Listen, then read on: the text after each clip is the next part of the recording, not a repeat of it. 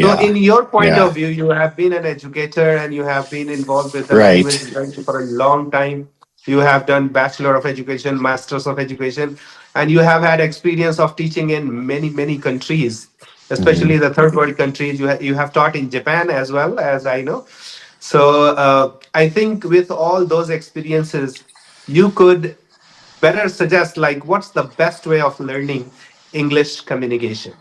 Yeah. The best way there in English, we say there is no silver bullet to learning English. The silver bullet meaning there is no My one students could perfect learn way. this Yeah. as well. I mean, talking to you, you during the talk, you are teaching as well.